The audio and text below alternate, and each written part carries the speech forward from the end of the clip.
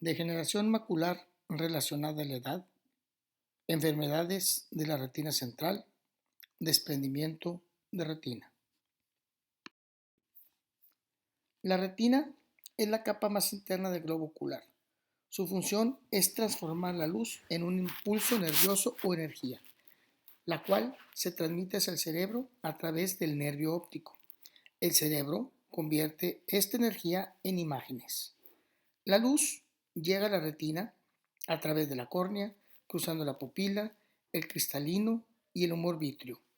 Es necesario que todas las estructuras estén sanas para una buena visión, es decir, los medios se encuentren transparentes. El nombre retina tiene su origen en el latín rete, que significa red. Macroscópicamente, la retina está formada por una red de células nerviosas relacionadas e interconectadas entre sí, lo que hace que tengan una distribución anatómica especial en el fondo del ojo. En el centro de la retina se encuentra la papila o disco óptico, que es o equivale a la cabeza del nervio óptico. Del centro del nervio sale y entra la arteria y la vena central de la retina, que se dividen en 4 ramas: nasal y temporal superior y nasal y temporal inferior, y son las encargadas de nutrir las capas más internas de la retina. La mácula es la zona central de la retina de aproximadamente 5.500 micras o 5.5 milímetros, que se encuentran dentro de las arcadas vasculares temporales al nervio óptico. El polo posterior equivale a los 10 milímetros centrales. El fondo posterior es la zona que se encuentra entre el polo posterior y la retina periférica. Y esta última, que comienza a nivel de la unión de las venas vorticosas y tiene su anclaje anterior en la ora serrata.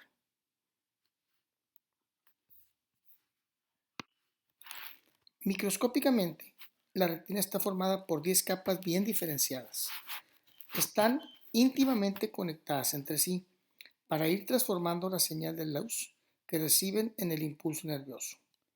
De la región externa, adyacente a la coroides, hasta la más interna, adyacente al vítreo, se describen 10 capas. 1. Epitelio pigmentario de la retina. 2. Capa de fotorreceptores. 3. Membrana limitante externa. Esta equivale a una zónula adherente con material filamentoso de unión de los fotorreceptores con las células de Müller. 4. Capa nuclear externa, que contiene los núcleos y cuerpos de los fotorreceptores. 5. Capa plexiforme externa. En esta se encuentra la primer sinapsis entre los fotorreceptores y las células bipolares. 6. Capa nuclear interna. Contiene las células bipolares, amácrinas, horizontales y de Müller. 7. Capa plexiforme interna, donde se encuentra la segunda sinapsis entre las células bipolares y las células ganglionares. 8. Capa de células ganglionares. 9. Capa de fibras nerviosas. Estas confluyen y llevan un trayecto hacia la cabeza del nervio óptico. Y 10. Membrana limitante interna, que separa la retina del córtex posterior o hialoides posterior. La mácula es la región que nos permite distinguir los pequeños detalles, así como la percepción de los colores. Como mencioné previamente, su extensión es de 5.500 micras y se encuentra temporal al nervio óptico. El centro de la misma, o un bufo violar, se encuentra aproximadamente a 2 diámetros del disco temporales y a medio diámetro del disco inferior al nervio óptico. Fovea. Pertenece a las 1.500 micras centrales, tiene un color más oscuro por su contenido alto en xantofilina y aquí se encuentra la mayor concentración de conos. Es la parte de la retina que genera la mejor y la mayor agudeza visual. En la fovea se incluye una zona que recibe el nombre de foviola, que equivale a las 350 micras centrales. La zona que carece de circulación por los vasos retinianos se conoce como zona avascular foveal y mide aproximadamente 500 micras. Esta zona, como su nombre lo indica, carece de circulación de vasos retinianos y el oxígeno llega a través de los vasos coroideos. El centro de la foviola, que equivale a un punto brillante al ser iluminada, se conoce como umbo foviolar o umbo fovial. Parafovia. Corresponde a la extensión de la mácula que envuelve a la fovia. Tiene una extensión de 500 micras aproximadamente a cada lado de la misma. Es la zona con mayor grosor en la retina. Perifovia. Envuelve a la parafovia y cuenta con unos 1500 micras de extensión a cada lado de la misma. Como se muestra en la gráfica, la fovia contiene un mayor contenido de conos, los cuales disminuyen en la periferia de la misma, opuesto a lo que ocurre con los bastones. Se describen 3 grupos de enfermedades que afectan la región macular: las hereditarias, las congénitas y las adquiridas. En esta clase trataremos las adquiridas, que con mayor frecuencia se presentan en nuestra consulta. La sintomatología de las enfermedades maculares es prácticamente la misma. En general, los pacientes refieren disminución de agudeza visual, la cual puede ser leve, moderada o severa, visión distorsionada o metamorfopsia, escotoma central o paracentral, que puede ser relativo o absoluto y se manifiesta como una sombra o una mancha, alteración de los colores y pérdida del contraste. Esto afecta importantemente la visión en tercera dimensión de los pacientes. Los pacientes pueden referir este efecto al no identificar distancias cercanas, como tirar un vaso al quererlo tomar o echar azúcar fuera de la taza del café. Los estudios auxiliares principales para diagnosticar y evaluar las enfermedades maculares y su seguimiento son prácticamente 2: la angiografía de fluoresceína, que es un estudio de contraste, y la tomografía de coherencia óptica. La angiografía de fluoresceína es un método que utiliza una cámara especial. Se realiza al introducir en el sistema venoso un colorante o medio de contraste que se conoce como fluoresceína y toma, con filtros especiales, imágenes de retina que ayudan a obtener una mejor visualización funcional de los vasos sanguíneos y otras estructuras de la mácula y de la retina periférica. La tomografía de coherencia óptica, usando un emisor de luz infrarroja y aprovechando la interferometría, permite obtener imágenes de la retina y del nervio óptico con una altísima resolución y permite conocer el grosor del centro de la retina y de las diferentes capas de la misma con una alta precisión, identificando cualquier alteración del tejido macular. Actualmente, la OCT, como se le conoce, es un estudio imprescindible en el diagnóstico y seguimiento de los tratamientos y de la evolución de las enfermedades que afectan la zona macular. Dentro de los tratamientos que se pueden utilizar para tratar las diferentes patologías maculares se encuentra, número 1, el láser, del inglés Light Amplification by Stimulated Emission of Radiation, que se traduce en amplificación de luz por emisión estimulada de radiación. Número 2, los antiangiogénicos. Estos son agentes químicos o biológicos que bloquean la proteína conocida como factor de crecimiento endotelial vascular, que, como todos sabemos, es el principal angiogénico fisiológico y patológico del organismo. En estado patológico, este factor produce isquemia, inflamación y la formación de vasos sanguíneos anómalos conocidos como neovasos. Y 3, la vitrectomía. Esta es una técnica de microcirugía ocular que se utiliza para extraer el vitrio, es decir, el gel transparente que rellena la cavidad ocular. El láser es un dispositivo que utiliza un efecto de la mecánica cuántica para generar un haz de luz coherente. Al ser este aplicado en la retina, su quemadura disminuye la demanda de oxígeno y, por consiguiente, la disminución del factor de crecimiento endotelial vascular. Por otro lado, genera la inducción de una cicatrización cororetiniana, actuando como sellador en caso de agujeros o desgarros periféricos, como veremos más adelante. Los antiangiogénicos bloquean el factor de crecimiento endotelial vascular al ser inyectados en la cavidad vítrea. Este factor se eleva en enfermedades neovasculares y en aquellas que causan inflamación y edema. La inyección del antiangiogénico se aplica con previa asepsia, antisepsia y anestesia tópica en la zona a inyectar, a una distancia aproximadamente entre 3.5 y 4 milímetros del limbo esclerocorneal. Existen en el mercado diferentes antiangiogénicos como el aflibercept, el ranibizumab y el bevacizumab.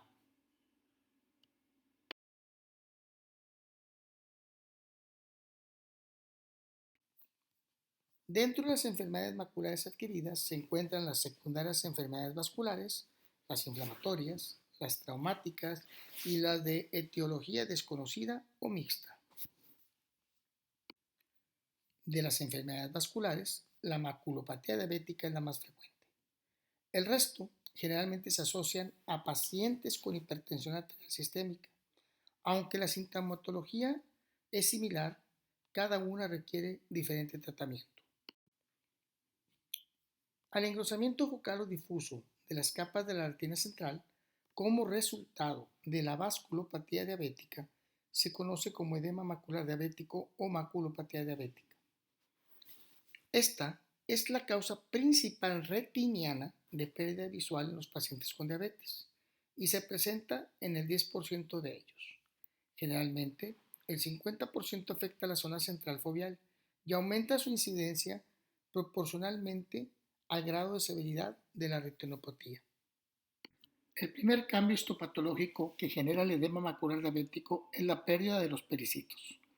Los pericitos son células contráctiles que se envuelven alrededor de las células endoteliales de los capilares y vénulas en todo el cuerpo. Se incrustan en la lámina basal, donde se comunican con las células endoteliales de los vasos sanguíneos más pequeños por medio del contacto físico directo. Estos regulan el flujo de sangre capilar, la fagocitosis de los restos celulares y la permeabilidad de la barrera hematorretiniana interna. El engrosamiento de la membrana basal capilar, la disfunción de las células endoteliales y la hipertrofia endotelial vascular son cambios comúnmente encontrados en la maculopatía diabética que se asocia con isquemia.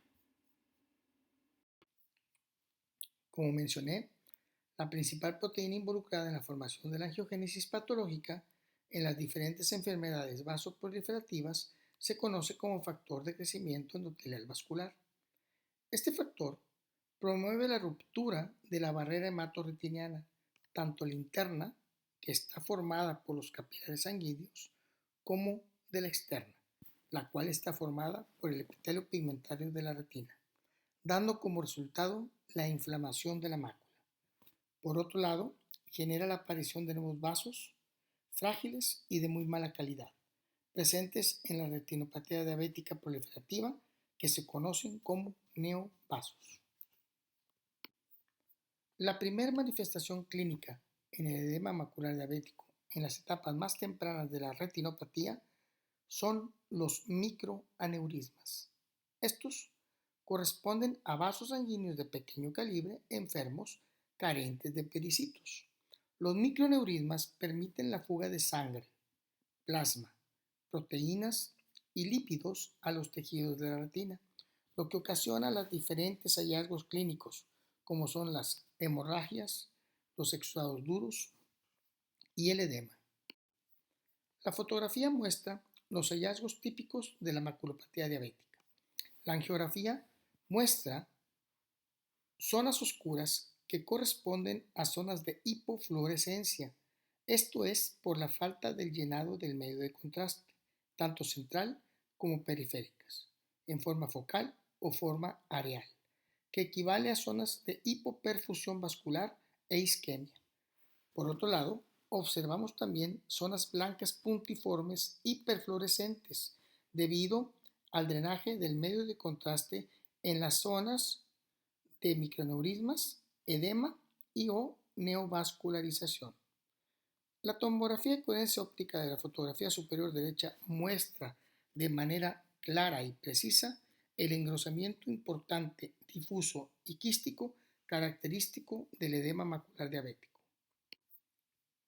El tratamiento del edema macular diabético va encaminado a disminuir la liberación del factor de crecimiento endotelial vascular y los factores proinflamatorios.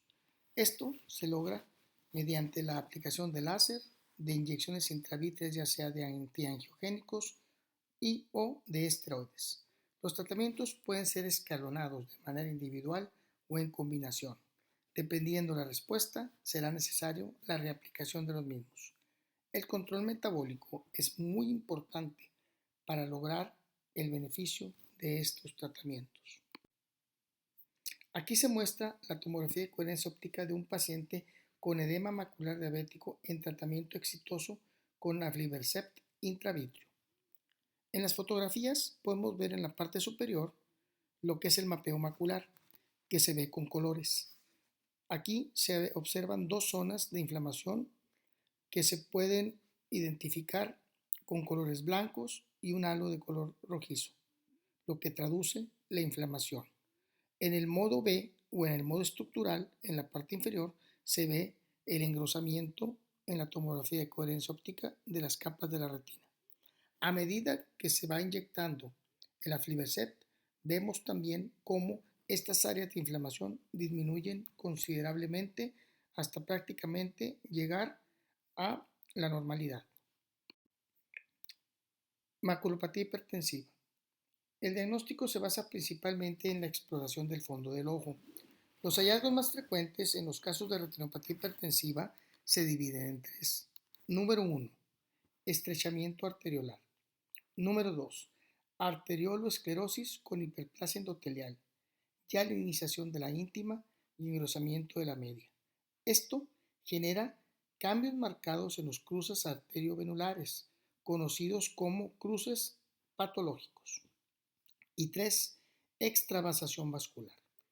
Los cambios de la permeabilidad capilar debido a las alteraciones de la barrera hemato-retiniana provocan la aparición de hemorragias retinianas superficiales o profundas, además del edema retiniano. En los estados persistentes, se pueden observar exudados duros que en la región macular adoptan una disposición típica característica denominada estrella macular. También se acompañan de exudados blandos, que propiamente no son exudados y corresponden a las áreas de isquemia retiniana debido a las oclusiones microvasculares. Estos no son patognomónicos de esta enfermedad.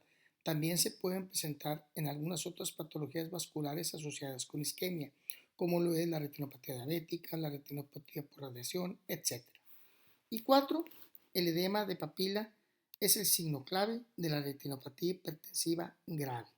Representa los estados graves de hipertensión sistémica, observándose la papila hiperémica ingurgitada con los márgenes borrosos y difuminados.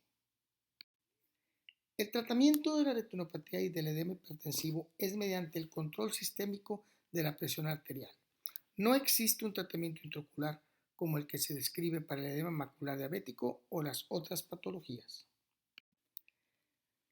Edema macular por oclusión venosa. La oclusión venosa es la segunda causa en frecuencia de patología vascular de la retina, después de la retinopatía diabética. Se trata de una oclusión total o parcial de las venas, generalmente por la compresión de las mismas por las arterias engrosadas por arteriosclerosis en el cruce entre una y otra, lo que provoca la fuga de sangre y fluidos hacia la retina. Se manifiesta principalmente por hemorragia sin flama presente en la zona del trayecto del vaso venoso ocluido, con exudados duros y algodonosos. Cuando la fuga de líquido se acumula en el centro de la retina, se produce el edema macular. Los factores de riesgo para desarrollar esta enfermedad son la diabetes, la hipertensión arterial, las enfermedades cardiovasculares, el tabaquismo, los estados de hipercoagulabilidad y el glaucoma. La angiografía se manifiesta con engrosamiento de las venas afectadas, con zonas de hipofluorescencia en zonas de isquemia de retina y de hiperfluorescencia en zonas de fuga de líquido o edema. La tomografía de coherencia óptica muestra datos prácticamente iguales a los descritos en el edema macular diabético. Por lo mismo, el diagnóstico no debe de ser realizado con una imagen, ya que podemos confundir los diagnósticos. El diagnóstico debe ser hecho de manera multimodal, es decir, valorando el fondo de ojo, la angiografía y la tomografía. En general, el esquema de tratamiento es similar al del edema macular diabético, ya que también en esta patología se encuentra elevado el factor de crecimiento endotelial vascular y los factores proinflamatorios. Por lo tanto, el tratamiento es similar, mediante láser, antiangiogénicos y esteroides intravítreos. El control de los factores predisponentes locales y sistémicos juegan también en esta patología un papel muy importante en el tratamiento. La oclusión de la arteria central de la retina frecuentemente es causada por trombosis relacionada con aterosclerosis a nivel de la lámina cribosa del nervio óptico. El embolismo, al igual que la arteritis de células gigantes, también pueden estar presentes. La oclusión arterial ocasiona infarto de los 2/3 internos de la retina. El infarto es isquémico, por lo que a diferencia de las oclusiones venosas, la hemorragia es mínima. A diferencia de las otras patologías mencionadas, donde la agudeza visual depende generalmente del grado de edema, habitualmente en la oclusión arterial la visión es muy mala, menor a 20/400. La retina se encuentra opaca y edematosa, particularmente en el polo posterior. El reflejo anaranjado por detrás de la foviola, que corresponde a la circulación coroidea intacta, contrasta con la retina neural adyacente, lo que produce la mancha rojo cereza. La angiografía muestra ausencia del medio de contraste en los vasos retinianos y la tomografía de coherencia óptica engrosamiento difuso de la retina interna en las fases agudas de la enfermedad, con atrofia macular en la fase crónica. El pronóstico visual de un paciente con oclusión arterial es muy malo. El tratamiento debe ser inmediato, por lo que se considera como urgencia absoluta. Desafortunadamente, la eficacia del tratamiento es cuestionable debido a los pobres resultados visuales. Las opciones incluyen en reducir la presión intraocular con fines de liberar el émbolo del vaso ocluido. Y esto se logra mediante un masaje ocular, paracentesis de la cámara anterior, acetazolamida sistémica con el fin de disminuir la producción del humor acuoso o la deshidratación del humor vítreo con bolos de manitol intravenoso. En un porcentaje reducido de pacientes, aproximadamente entre el 15 y el 30% de los casos, presentan un arteriocilio retinal proveniente de la circulación coroidea, como se muestra en la flecha azul. Con esto se podría preservar cierta visión central. En ocasiones, la isquemia importante periférica puede estimular el factor de crecimiento endotelial vascular y con esto generar neovasos en retina, en iris y en trabéculo, con la posibilidad de desarrollar un glaucoma neovascular. En estos casos, el uso de láser y antiangiogénicos está indicado. Sin embargo, no es con fines de recuperación visual, sino para evitar un ojo ciego y doloroso. Macroneurisma. Los macroneurismas arteriales retinianos son dilataciones focales redondeadas o fusiformes que aparecen en el polo posterior dentro de las 3 primeras bifurcaciones de las arterias retinianas. Típicamente son lesiones adquiridas, solitarias y unilaterales en el 90% de los casos. Se observa con mayor frecuencia en la sexta y séptima década de la vida, con un predominio en mujeres y una fuerte asociación con la hipertensión arterial hasta el 75% de los casos. Los macroneurismas generan fuga de sangre, plasma y lípidos al espacio intrarretiniano, generando exudados duros, hemorragias y edema, los cuales, si afectan la zona macular, proporcionarán la sintomatología y la baja visual. La angiografía muestra el punto de hiperfluorescencia en el área del macroneurisma y la tomografía engrosamiento de retina con identificación del macrovaso intrarretiniano. Aunque la mayoría de los macroneurismas se resuelven de forma espontánea, con una buena recuperación de la agudeza visual, en algunas ocasiones puede ser necesario su tratamiento. El láser, con quemaduras de baja intensidad y larga duración, aplicadas directamente sobre el macroneurisma o rodeando a él mismo, produce una involución del mismo. El uso de antiangiogénicos de manera aislada o como coadyuvante de láser ha demostrado beneficios en la reducción del edema. Dentro de las enfermedades misceláneas, las más importantes son la corioretinopatía central serosa, la maculopatía central quística, el agujero macular idiopático, la degeneración macular relacionada a la edad y la membrana epirretiniana. Corioretinopatía central serosa. Esta es una enfermedad adquirida de origen multifactorial. Afecta principalmente a personas jóvenes entre 20 y 50 años. Es más frecuente en sexo masculino en una proporción de 8 a 1 y habitualmente se manifiesta de manera unilateral con una buena agudeza visual. Se cree que por un defecto de los vasos coroideos y del epitelio pigmentario de la retina se origina una extravasación de fluido desde la corocapilar hacia el espacio subretiniano, provocando un desprendimiento de la retina neurosensorial seroso que se localiza en el polo posterior, afectando la región macular y foveal. El fondo del ojo muestra una zona elevada a manera de domo bien delimitada.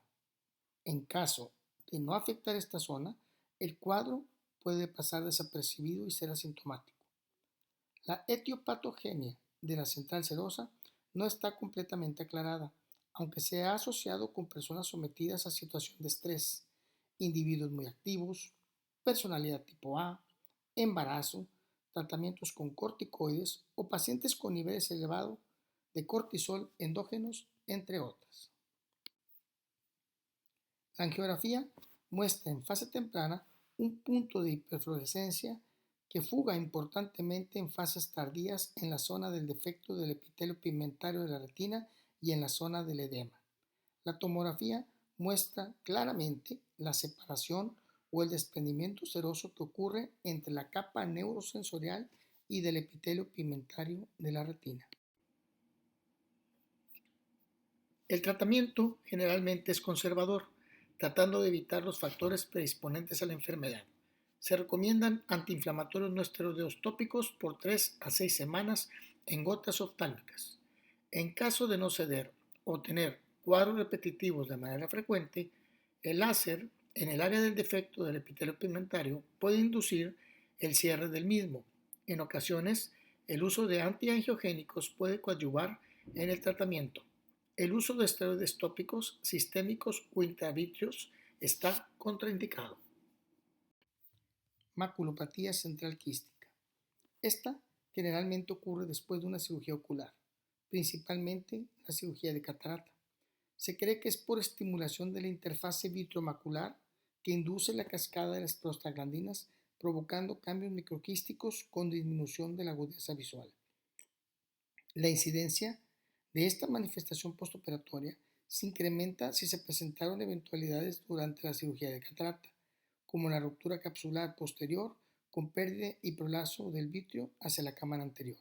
Sin embargo, esta manifestación quística también puede relacionarse con otras enfermedades, como la maculopatía diabética, uveitis, tumores intraoculares, retinosis pigmentaria, medicamentos sistémicos y degeneración macular relacionada a la edad, entre otras. La angiografía muestra un área de hiperfluorescencia del medio de contraste en forma de patrón, desde las fases tempranas con fuga tardía que se asemeja a los pétalos de una flor. La OCT muestra el engrosamiento de la mácula con las cavidades quísticas características de esta enfermedad. El tratamiento. Si el segmento anterior presentó complicaciones, estas deben ser resueltas de manera quirúrgica. En caso de no ser así, en ocasiones el edema puede resolverse de manera espontánea. Sin embargo, si la agudeza visual ha bajado de manera significativa y manifiesta escotoma y metamorfopsia, el primer paso es manejar antiinflamatorios no esteroideos tópicos con gotas oftálmicas durante 3 a 6 semanas dependiendo de la respuesta.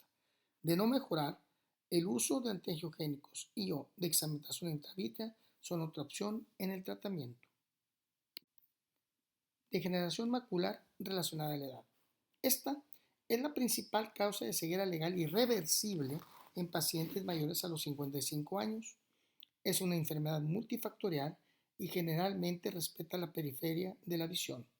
La prevalencia de la degeneración macular relacionada a la edad tardía es del 0.2% en el grupo de edad entre los 55 y 64 años, pero esta aumenta hasta el 13% en el grupo mayor a los 85 años. La degeneración macular relacionada a la edad puede tener tres etapas: seca aguda, seca crónica y exudativa crónica. Generalmente se manifiesta de manera seca aguda. En este caso, la agudeza visual es buena y solo en ocasiones puede presentar baja visión y metamorfopsia. La fase crónica es la que afectará importantemente la agudeza visual, hasta obtener visiones inferiores a los 20/400. Se puede presentar en forma húmeda o exudativa, también conocida como neovascular, y esto ocurre por la elevación del factor de crecimiento endotelial vascular, lo que genera una neovascularización coroidea que dará como resultado sangrado, exudaciones y edema macular, generalmente de forma súbita. Por otro lado, también se puede manifestar como crónica seca, que se conoce como atrofia geográfica macular. Debido a que en esta última no hay edema, el paciente raramente manifiesta metamorfopsia, solamente el escotoma central. En este caso, su aparición es pausada y progresiva. La degeneración macular relacionada a la edad es una enfermedad multifactorial y tiene factores de riesgo no modificables y modificables. Dentro de los más importantes se encuentran en los no modificables la edad, la herencia, el sexo y la raza. Y entre los modificables, el tabaquismo, enfermedades cardiovasculares, hipertensión arterial sistémica, exposición a la luz ultravioleta y una nutrición deficiente. Los cambios característicos en la degeneración macular relacionada a la edad seca son las drusas. Las drusas son el acúmulo de componentes de los detritos celulares de los fotorreceptores y material lipídico. Generalmente se establecen en la membrana de Bruch y son el resultado de una alteración compleja de fotorreceptores, membrana de Bruch, epitelio pigmentario y corio capilar. Mientras más grandes sean las drusas, mayor la posibilidad de ser sintomáticas y avanzar a la fase húmeda o exudativa. En esta patología, el estrés oxidativo en el complejo de EPR y corio capilar también estimula la elevación del factor de crecimiento endotelial vascular, generando como consecuencia la neovascularización coroidea y sus respectivas complicaciones, como lo que es el sangrado y la inflamación. La neovascularización coroidea son vasos anormales que, además de exudar y sangrar, penetran el epitelio pigmentario de la retina, rompiéndolo y estableciéndose entre el tejido retiniano y dañando, por lo tanto, sus estructuras anatómicamente y funcionalmente. La evolución natural de esta enfermedad y del crecimiento de la membrana es avanzar y crecer. En ocasiones tiende a fibrosar y causar una cicatrización importante, conocido como una degeneración disiforme, ocasionando una pérdida visual central importantemente irreversible. En este caso, la fotografía identifica una zona verdosa que corresponde a la neovascularización coroidea. En ocasiones puede existir hemorragias y exudados, no siendo el caso de esta fotografía.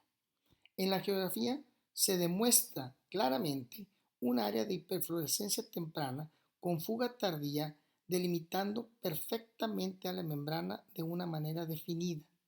La tomografía de coherencia óptica muestra edema con zonas quísticas y la presencia de la neovascularización dentro de la retina. En la fotografía de la tomografía de coherencia del lado derecho también podemos observar esta membrana vascular tanto por debajo del epitelio pigmentario como ya dentro del tejido neurosensorial de la retina.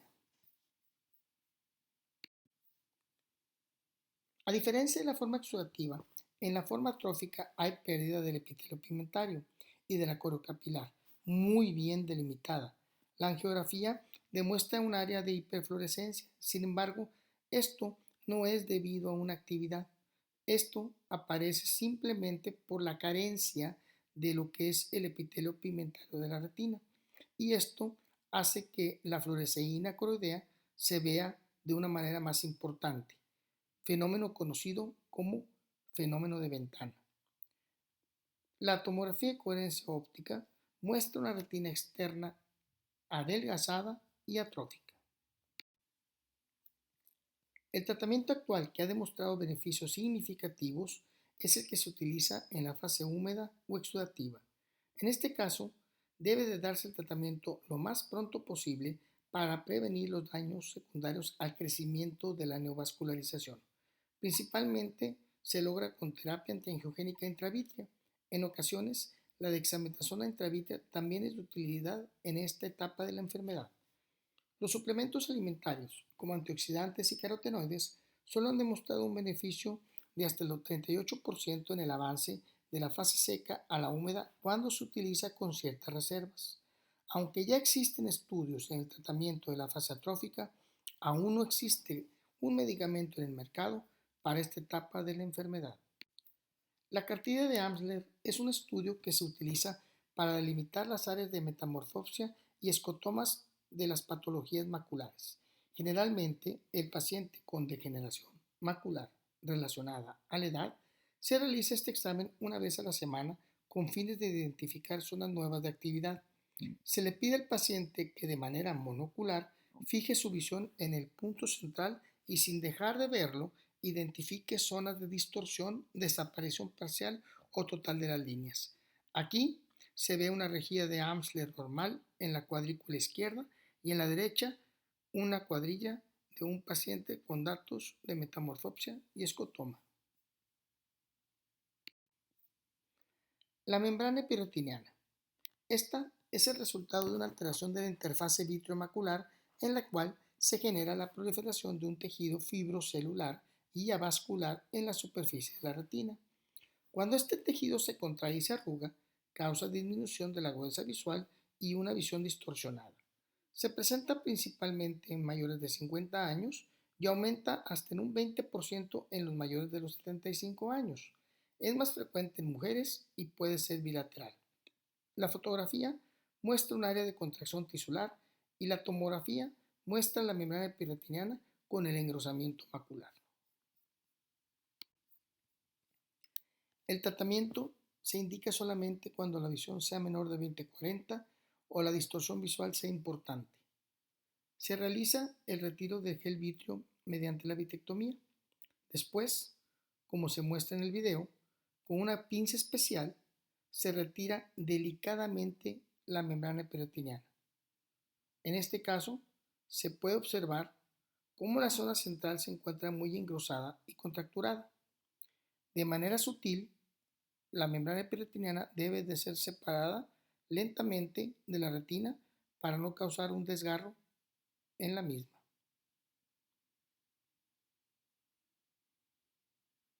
La retina tiende a retomar parcialmente su forma original ya separada la membrana.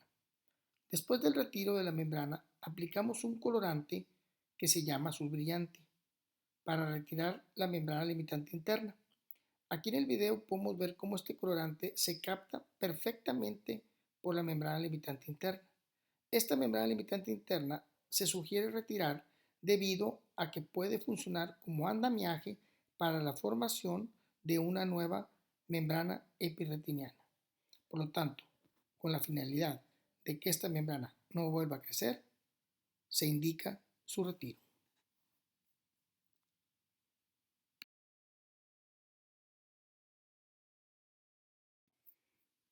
El agujero macular idiopático es una falta de tejido retiniano de espesor parcial o completo que afecta a la fobia, con disminución de la agudeza visual y metamorfopsia. Más del 50% de los casos ocurren entre los 65 y 75 años. Tiene predilección por el sexo femenino en una relación 3:1. La mayoría de los casos se presenta en forma unilateral, pero hasta 15% puede presentar en un segundo ojo. Como principal factor etiopatogénico se considera a la atracción vitreoretiniana tangencial como resultado de una separación anómala del vitrio posterior.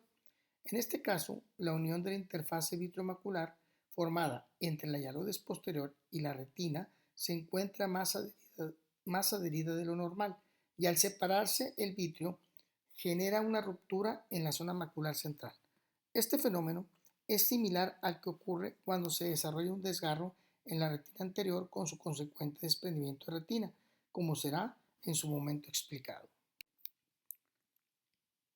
En el área del agujero se observa una zona más rojiza por la falta de tejido retiniano, permitiendo ver el EPR directamente. Dependiendo del grado, se puede apreciar una zona de desprendimiento del anillo retiniano que circunda el agujero. En la tomografía de coherencia óptica se observa la dehiscencia de la zona foveolar y flotando sobre esta área en ocasiones se observa la hialoides posterior con el opérculo de retina, ver la flecha roja. En ocasiones se puede ver parte de la tracción vitreoretiniana en alguno de los bordes del agujero, que es la flecha azul. Generalmente los bordes están engrosados con ganglios retinianos quísticos. El tratamiento se indica en el agujero macular completo sin importar qué grado de agudeza visual o metamorfopsia el paciente presente. Se realiza el retiro de gel vitrio mediante la vitrectomía, debido que al igual que la membrana epirretiniana, el agujero macular forma parte del espectro de las alteraciones de la interfaz vitreomacular. Es frecuente en ocasiones encontrar a ambos en una misma paciente. El azul brillante tiñe la membrana limitante interna, pero no la membrana epirretiniana. Es por eso que la limitante interna se ve teñida y la membrana no, que es la que en este momento acabamos de retirar. A continuación, retiramos la membrana limitante interna. Esto se hace con la finalidad de que el agujero macular cierre.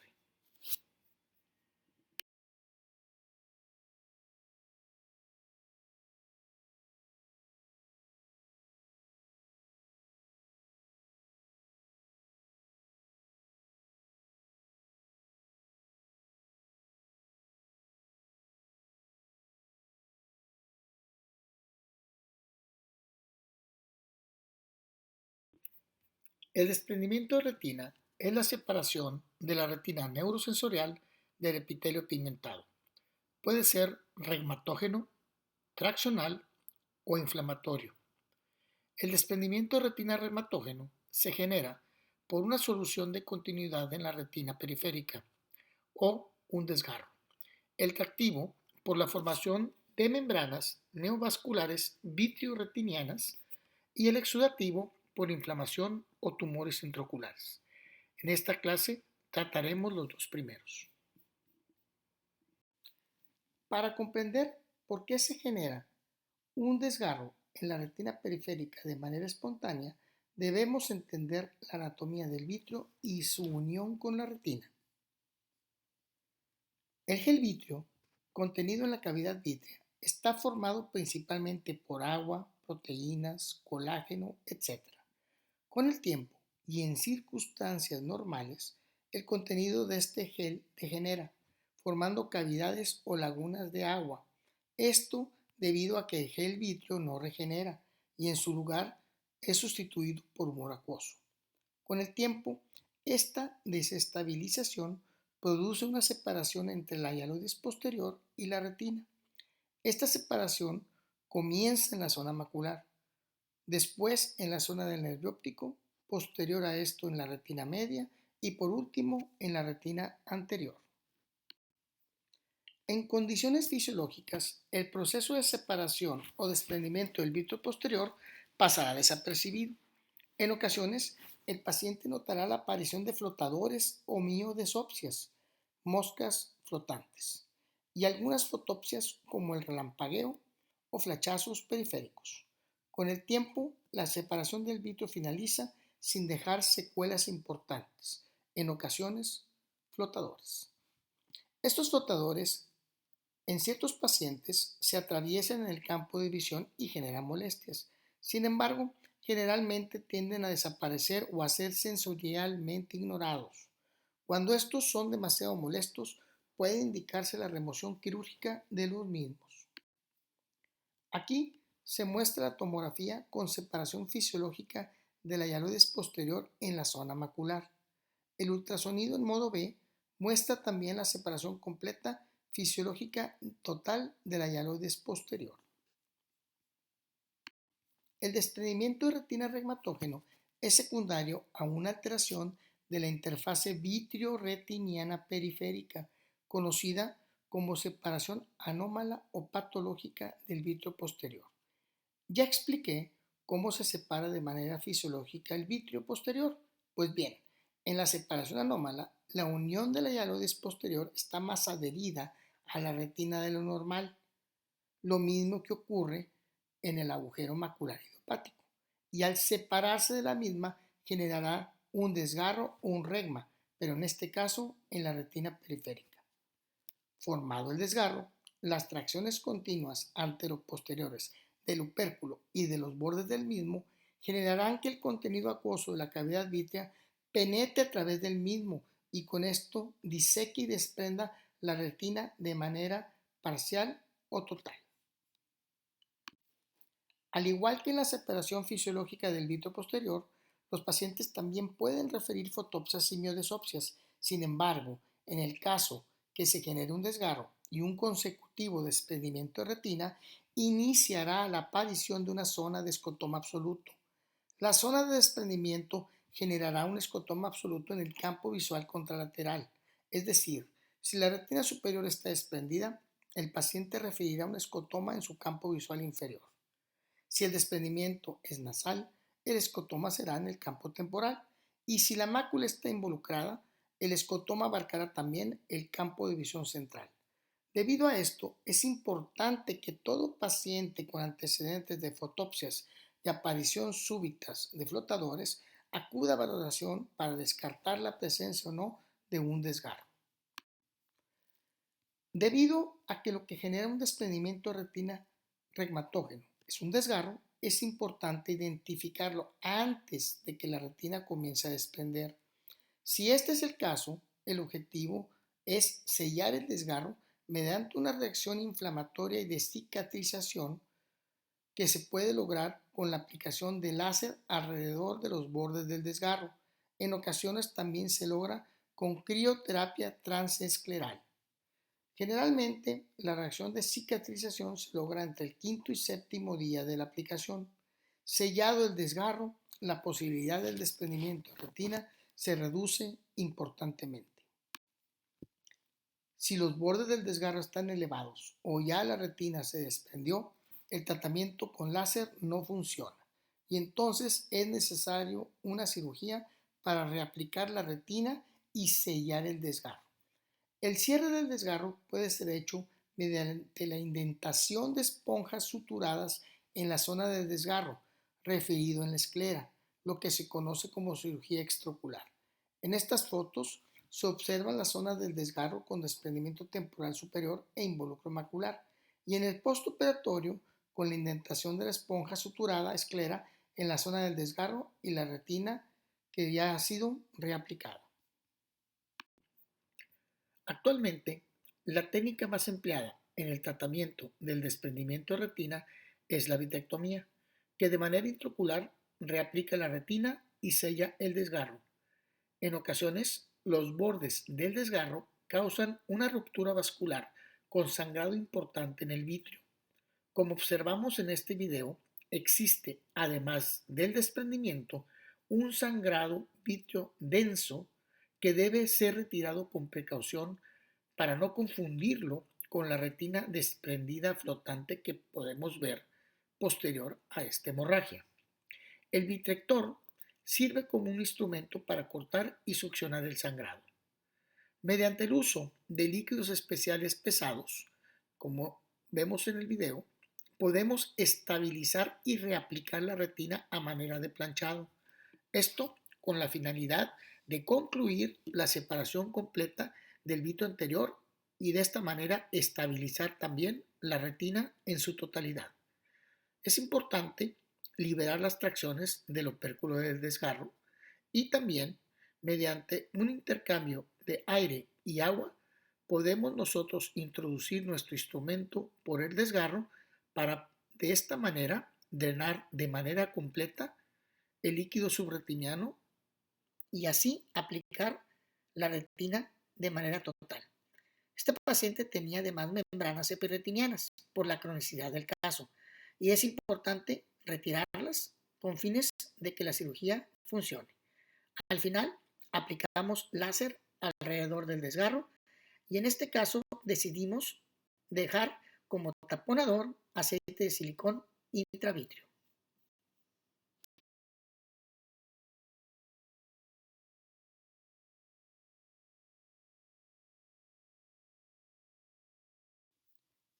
El desprendimiento de retina atractivo se genera por la formación de membranas neovasculares epirretinianas que causan tracción de la retina y desprendimiento de la misma. Esto es debido a la formación de zonas de anclaje vascular que al colapsarse traccionan y desprenden la retina. Este tipo de desprendimiento es muy común en la retinopatía diabética, proliferativa avanzada y en las enfermedades inflamatorias crónicas.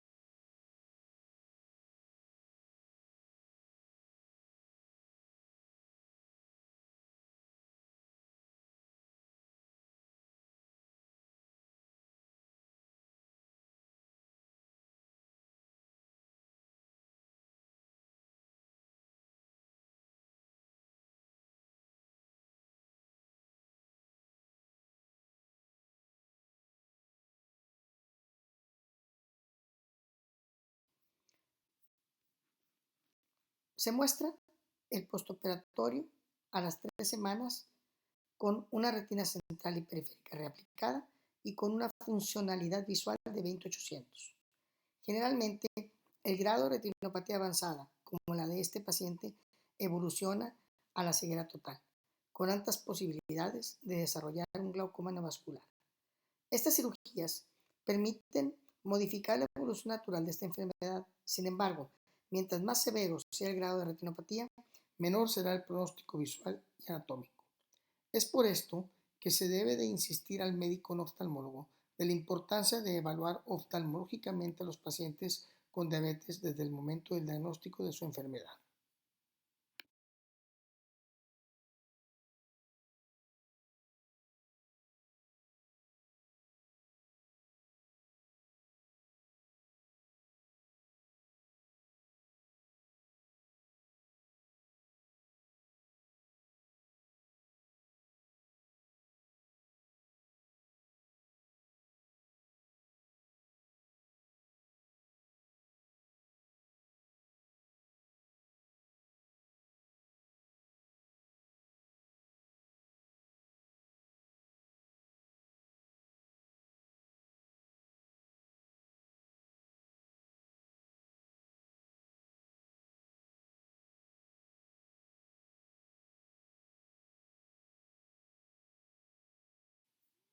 Por último, este video muestra un desprendimiento de retina mixto, en el cual tenemos formación de membranas epirretinianas y la presencia de rema o desgarros. La vitrectomía en estos casos también. Muchas gracias. Es la indicada debido a la necesidad de retirar las membranas mediante pinzas especiales para poder liberar las tracciones y reaplicar la retina. En este caso, también utilizamos un líquido pesado para poder estabilizar la retina y a través del desgarro podemos nosotros drenar el líquido subretiniano. Al final, también observamos la aplicación de láser y la crioterapia transescleral en el área del desgarro.